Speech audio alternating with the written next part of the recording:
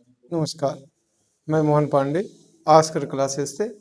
जैसा कि हमने आप लोगों को इससे पहले पॉलिनेशन पर हमने एक छोटा सा लेक्चर दिया था, तो उसमें हमारा अभी एक टॉपिक बचा था क्रॉस पॉलिनेशन।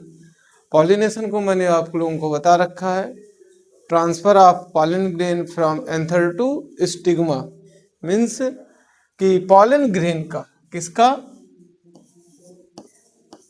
पॉलन ग्रेन का कहाँ पर जाना, स्टिग्मा पर जाना। कहाँ पर जाना? स्टिग्मा पर। कहाँ से? तो फ्रॉम एंथर टू स्टिग्मा। ठीक है, तो हमने यहाँ पर आप लोग को बता रखा था कि क्या होता है और कैसे होता है। तो यहाँ पर हमने आप लोगों को पॉलिनेशन के दो प्रकार बता रखे थे। पॉलिनेशन के कितने प्रकार बता रखे थे? दो। एक मैंने आप लोग को बता रखा था सेल्फ पॉलिनेशन और एक बता रखा था क्या? Cross pollination. सेल्फ को हमने पूरा डिटेल में आप लोगों को क्लियर कर दिया था कि सेल्फ पॉलिनेशन जो होते हैं क्या होते हैं कि खुद के ऊपर, मतलब कि पौधे एक ही जाति के पौधे हों और उन्हीं के पुष्प के परागकण उसी पुष्प के स्टिग्मा पर या उसी पौधे के किसी दूसरे पुष्प के स्टिग्मा पर जाए, तो उसे हम क्या कहते हैं? सेल्फ पॉलिनेशन कहते हैं। इसमें भी मैंने इसके दो प्रकार बता रखे थे। एक आपका बता रखा था ऑटोगैमी और एक मैंने बता रखा था जिटोनोगैमी। एक ऑटोगैमी और एक जिटोनोगैमी। ऑटोगैमी में मैंने बताया था कि जो पुष्प होंगे उसी के पॉलन ग्रेन उसी के स्टिग्मा पर जाए, मतलब कि नी के स्टिग्मा पर आए, तो उसको बोलते हैं क्या? ऑटोगैमी। और जिटोनोगैमी में मैंने क्या बताया था कि प्लांट तो एक ही रहेगा, पौधा एक ही रहेगा, बस इस पौधे पर जो पुष्प होंगे वो अलग अलग रहेंगे। तो एक पुष्प के पॉलन ग्रेन उसी पौधे के किसी दूसरे पुष्प पे जाए तो उसको क्या बोल दिए थे? जिटोनोगैमी बोल दिए थे। ठीक है, अब जैसा कि हमने अब देखा, तो अब हम देखते हैं क्या? Cross pollination. क्रॉस पॉलिनेशन क्या हुई? तो क्रॉस पॉलिनेशन के लिए पहले तो इसका हम परिभाषा जान लें, क्या होता है क्रॉस पॉलिनेशन। तो परागण की वह प्रक्रिया जिसमें एक ही जाति के दो पौधे रहेंगे। इसमें क्या रहेंगे? एक ही जाति के दो पौधे रहेंगे और एक पौधे के पुष्प के परागकण उसी जाति के किसी दूसरे पौधे के पुष्प के स्टिग्मा पर जाए। यहाँ पर ये पुष्प हो गए, यहाँ पे ये पुष्प हो गए। अभी इनके पॉलन ग्रेन इनके स्टिग्मा पर आए या इनके पॉलन ग्रेन इनके स्टिग्मा पर आए, तो इस प्रक्रिया को हम क्या बोल देंगे? क्या? Cross pollination. ठीक है, अब बड़ी बात ये हुई कि पॉलन ग्रेन आ रहे हैं, तो पॉलन ग्रेन के पास तो हाथ पैर है नहीं कि पॉलन ग्रेन के पास हाथ पैर है, तो वो किसी न किसी माध्यम से ही आएगा। अब माध्यम क्या है? तो देखिए, माध्यम के लिए जब हम देखते हैं तो जो क्रॉस पॉलिनेशन होता है, क्रॉस पॉलिनेशन जो होता है, क्रॉस पॉलिनेशन के विभिन्न माध्यम, क्रॉस पॉलिनेशन के विभिन्न माध्यम हैं जिनमें हम कुछ आप लोगों के सामने रिप्रेजेंट करते हैं। जैसे अगर पॉलन ग्रेन एंथर से स्टिग्मा पर जा रहा है, किसके माध्यम से? एयर के द्वारा। किसके माध्यम से? एयर के द्वारा। तो इसको बोल देते हैं क्या हम? एनीमोफिली। अगर कौन चीज? पॉलन ग्रेन कहां से? वाटर के माध्यम से जा रहा हो। पॉलन ग्रेन किसके माध्यम से? वाटर के माध्यम से जा रहा हो, तो उसको बोल देते हैं क्या? हाइड्रोफिली। उसको क्या बोल देते हैं? हाइड्रोफिली। अगर पॉलन ग्रेन कीड़े मकोड़ों के माध्यम से जाए तो उसको बोलते हैं एंटेमोफिली। हमने यहाँ पर आप लोग को ये नहीं बताया किसके माध्यम से, ये देख लीजिए, बता दें आप लोग को किसके द्वारा, इंसेक्ट के माध्यम से, इंसेक्ट के माध्यम से जा रहा हो तो इसको बोल देते हैं क्या, एंटोमोफिली। ठीक है, इस तरीके से क्या होते हैं, विभिन्न माध्यम होते हैं। ठीक है, जैसे हवा बह रही है तो हवा बह रही है तो क्या होगा, वायु के माध्यम से पॉलन ग्रेन गया, हो सकता है उसी के जाति के पौधे के स्टिग्मा पर पहुंच जाए तो हो गया क्या, एयर हो गया। जल वाले में क्या है, जो जलीय पौधे होते हैं, पुष्प होते हैं, पानी की लहरें बहती हैं, लहरों के माध्यम से पॉलन ग्रेन चला गया स्टिग्मा पर। एंटोमोफिली में आप जानते हैं मधुमक्खी, तितलियां, ये सब क्या होती हैं, एक पुष्प से दूसरे पुष्प पर बैठती हैं, तो उसमें भी ये चीजें हो जाती हैं। अब कुछ हटकर आप जानिए जो आपके बोर्ड एग्जाम में 1 नंबर में क्वेश्चन पूछता है, वो है क्या कि घोघा, पाइला, पाइला द्वारा होने वाला परागण को हम क्या कहते हैं।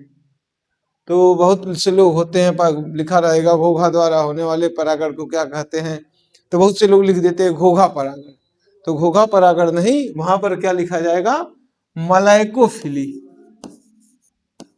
मलाइकोफिली। ठीक है, और एक जो आपके, अगर आप लोग जो भी क्लास 12 के बच्चे हैं अंशाल्ब उठाएंगे, अंशाल्ब उठाकर देखेंगे तो एक जरूर एक क्वेश्चन पूछता है, वो है चमगादड़ द्वारा होने वाले परागण को हम किस नाम से जानते हैं। क्या चीज, चमगादड़ द्वारा होने वाले परागण को हम किस नाम से जानते हैं, तो उसको हम बोलते हैं क्या, चिरैप्टेरोफिली।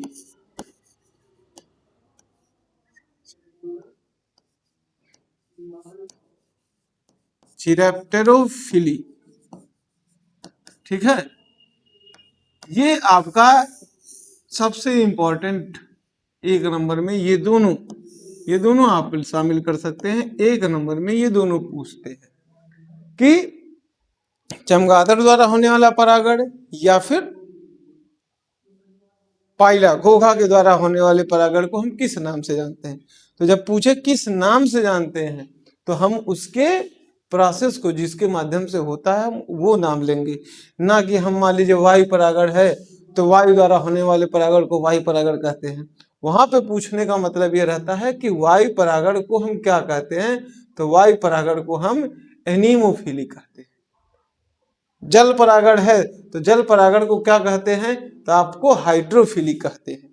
इस तरीके से ये सब नाम क्या होंगे, आपके बोले जाते हैं। अब हम देखते हैं क्या तो ये तो हो गया आपका क्रॉस पॉलिनेशन और ये था आपका सेल्फ पॉलिनेशन। अब हम एडवांटेज देखते हैं, एडवांटेज और डिसएडवांटेज। अब एडवांटेज दोनों का हमें देखना है, सेल्फ का भी देखना है और क्रॉस का भी देखना है। तो सेल्फ और क्रॉस में जब हम देखेंगे तो यहां पर हमें देखने को क्या मिलेगा, क्या चीज, एडवांटेज।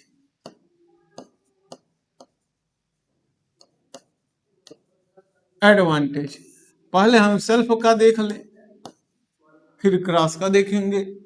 सेल्फ पॉलिनेशन में क्या हुआ कि अगर कोई भी पौधा हेल्दी है, कोई भी प्लांट हेल्दी है, तो वो अपने ही पॉलन ग्रेन को क्या कर रहा है, एक पुष्प से दूसरे पुष्प या खुद पर ही क्या कर रहा है, पॉलन ग्रेन को ले जा रहा है, फर्टिलाइजेशन कर रहा है। फिर तो जब हेल्दी पौधे मिलेंगे, वही स्वाभाविक सी बात है कि जब परिवार हेल्दी रहेगा तो उसमें उससे होने वाले संतान भी हेल्दी रहेंगे।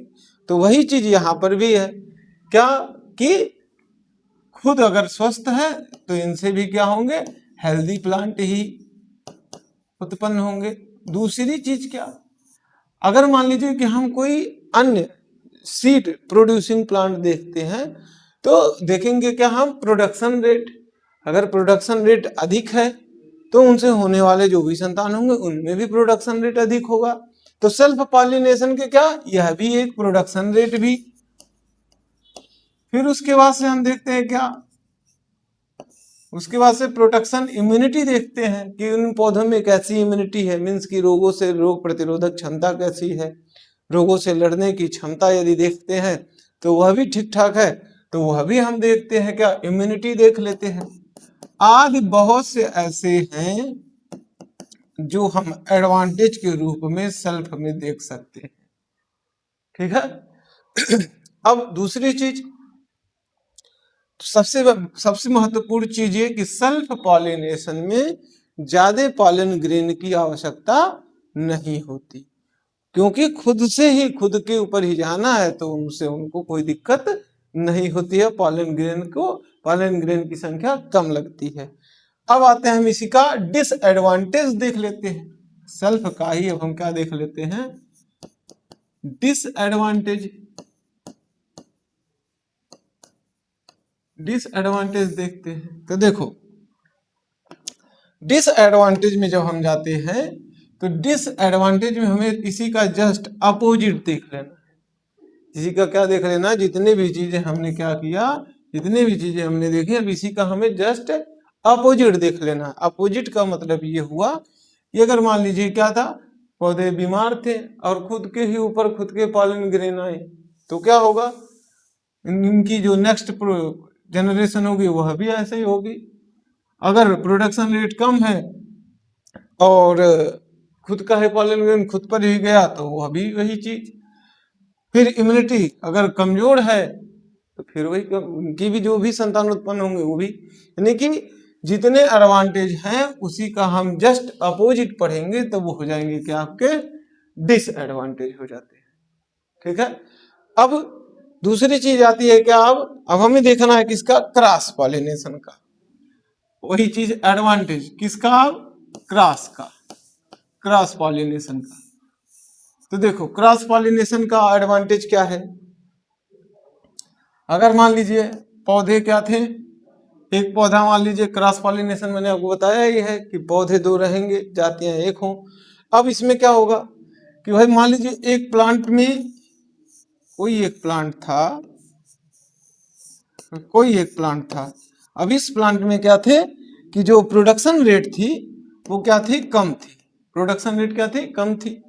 अब मान लीजिए कि जब दूसरे पौधे पर गया है पॉलन ग्रेन, यानी कि नेक्स्ट जनरेशन फर्टिलाइजेशन के लिए, तो इसमें क्या था, इसमें क्या था, ज्यादा था और इसमें क्या था, कम था। अब जब इनके पॉलन ग्रेन इन पर आ गए तो अब इनसे जो उत्पन्न होगा जनरेशन, उसमें क्या होगा, प्रोडक्टिविटी यानी कि प्रोडक्शन रेट भी इसमें भी क्या होगा, हाई हो जाएगा।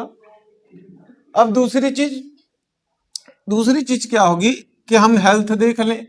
अगर मान लीजिए ये पौधा कमजोर है, अब इनके पॉलन ग्रेन इस पर भी गए तो इनमें भी क्या होगा, जो नया पॉलन ग्रेन आएगा, जो नया इम्यूनिटी लेकर प्लांट होगा, उसमें भी थोड़ी सी इनके तुलना में जो उत्पन्न पौधे होंगे उनमें इम्यूनिटी क्या होगी, अच्छी होगी। सेम ऐसे ही हेल्दी प्रोडक्शन और इम्यूनिटी, ये सारी चीजें क्या होंगी, क्रॉस पॉलिनेशन में हमें कुछ न कुछ बदलाव मिलेगा। अब यही अगर हम डिसएडवांटेज देखते हैं क्रॉस पॉलिनेशन का, तो डिसएडवांटेज भी वही चीज है क्या, कि अगर मान लीजिए कि इनके यानी कि जो डिजीज से ग्रसित पौधे हैं, इनके पॉलन ग्रेन पहुंचे क्या, एक हेल्दी प्लांट पर, तब क्या होगा कि जो प्लांट, न्यू प्लांट जो एराइज होगा फर्टिलाइजेशन के बाद, वह भी क्या होगा, कुछ न कुछ रोग से प्रभावित होगा, डिजीज से क्या होगा, प्रभावित होगा। इनमें मान लीजिए प्रोडक्शन रेट कम थी, तो अब ये प्रोडक्शन रेट कम वाले गैमीट को लेकर गए ना, तो जब कम वाले लेकर गए तो प्रोडक्शन रेट भी क्या होगा, कम होगा। सेम वही चीज का इम्यूनिटी भी, तो सारी चीजें क्या होंगी, एडवांटेज की क्या, जस्ट अपोजिट। हाँ, सबसे इंपॉर्टेंट चीज ये रहती है डिसएडवांटेज ऑफ क्रॉस पॉलिनेशन, वो ये कि क्रॉस पॉलिनेशन में अधिक मात्रा में किसकी आवश्यकता पड़ती है, तो पॉलन ग्रेन की, पॉलन ग्रेन की। ऐसा क्यों, क्योंकि अब मान लीजिए मैंने आपको अभी बताया कि ट्रांसफर ऑफ पॉलन ग्रेन किसके थ्रू, तो एनीमोफिली, किसके थ्रू, एनीमोफिली। अब एनीमोफिली है, वायु है। अब मान लीजिए इस पौधे से पॉलन ग्रेन उड़ा हवा के माध्यम से, अब वो पता नहीं इस पौधे पर पहुंचा कि नहीं पहुंचा, ठीक है। अब बहुत से हवा से उड़ेंगे तो वो पता नहीं पौधे पहुंचे नहीं पहुंचे, तो इसलिए क्या होता है कि अधिक मात्रा में पॉलन ग्रेन क्या होते हैं, नष्ट हो जाते हैं। अधिक मात्रा में पॉलन ग्रेन क्या होते हैं, नष्ट हो जाते हैं। तो इसलिए इसका सबसे हार्मफुल डिसएडवांटेज यही है कि पॉलन ग्रेन की संख्या किसमें, क्रॉस पॉलिनेशन में अधिक लगती है। ठीक है। तो ये रहा आज आपका पॉलिनेशन पर, जो आपका पॉलिनेशन बचा था वो पॉलिनेशन हमने आप लोग को पढ़ाकर खत्म कर दिया। अब हम इस पर पढ़ेंगे माइक्रोस्पोरोजेंसिस, मेगास्पोरोजेंसिस। ठीक है, धन्यवाद।